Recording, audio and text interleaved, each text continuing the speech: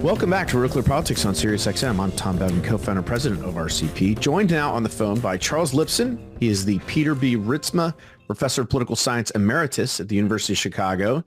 He's a frequent contributor to RealClearPolitics and also the author of a new book called Free Speech 101, A Practical Guide for Students. Professor Lipson, so good to have you on the show. Thank you very much, Tom. It's a pleasure to be with you. We have a piece that ran yesterday afternoon that you wrote. The Spinal Tap election, everything is turned up to 11. And for those who have seen the movie, they will immediately know of what you speak. But for those who haven't, I don't know if there's anyone in America who hasn't seen Spinal Tap. And you wrote this, by the way, before Garbage Gate last night, which means it's turned up even further. I don't know if they go to 12, but anyway, give our listeners a sense of the argument of your essay. Well, the reference to the movie is that one of the mindless guitar players in the mock heavy metal band Spinal Tap doesn't think that amplifiers that go up to 10 are loud enough. So he's made his amplifiers go up to 11, as if that would be louder. And it seems to me that that's the perfect reference to a campaign in which the other side is being referred to as either fascist or communist, garbage, a threat to democracy. It's really pretty edifying, isn't it, Tom?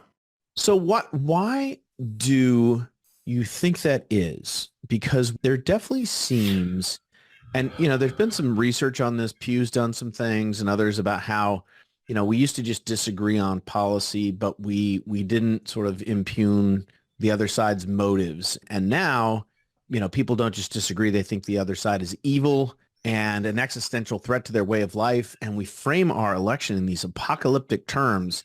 And everybody has always said, oh, this is the most important election of our lifetime. But the language and the rhetoric around this election in particular, is that just a Donald Trump thing? Will things cool off when he's off the scene? Or is this the new normal where every election is going to be like a doomsday scenario?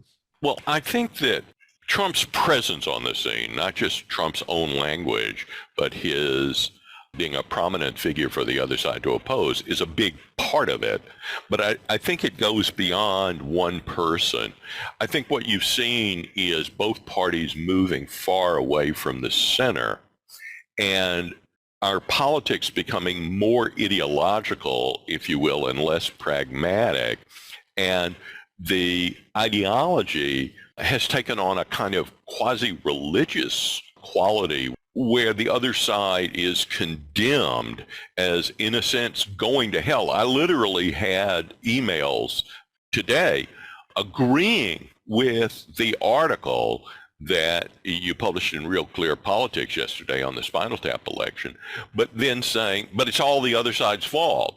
They are going to hell, literally saying they're going to hell.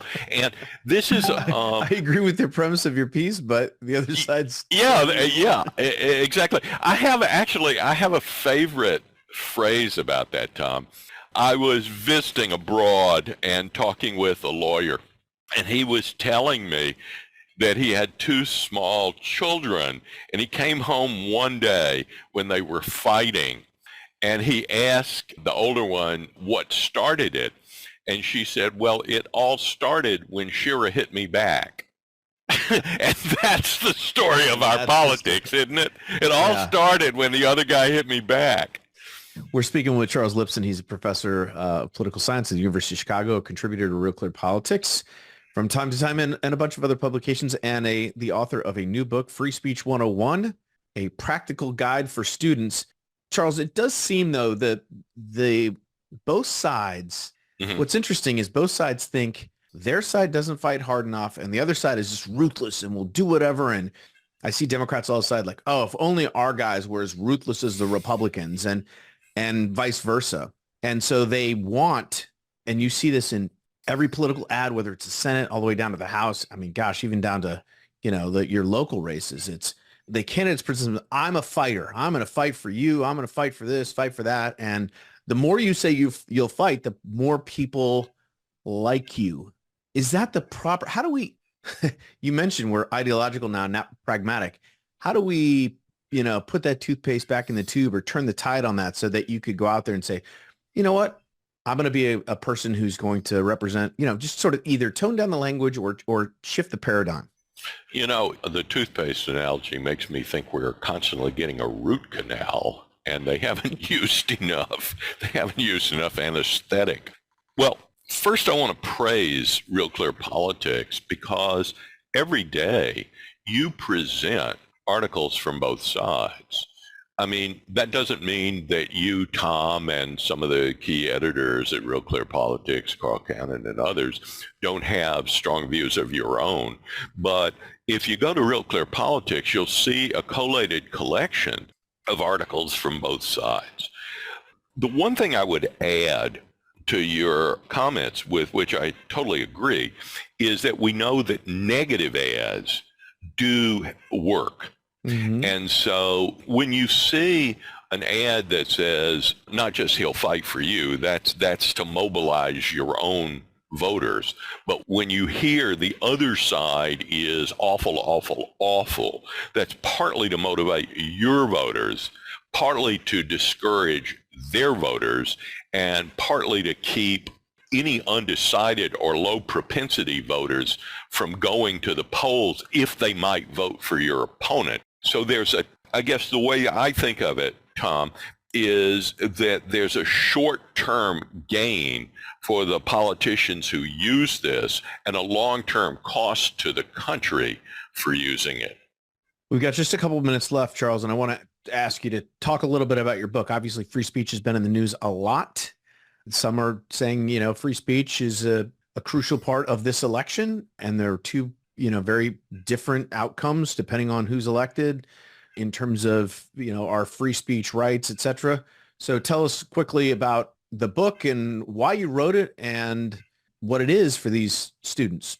Well, as you know, and as listeners know, there are a lot of books on free speech, but when I looked around for books for my students, there were absolutely none that told them, this is what you can do, this is what you can't do, and this is why, and why this kind of free speech is important for your education. And I think the issue that's often missing in the whole discussion, and this is a very serious issue on college campuses, sure, which are where the idea that you should suppress the speech of the other side is now commonplace and gets far too little pushback.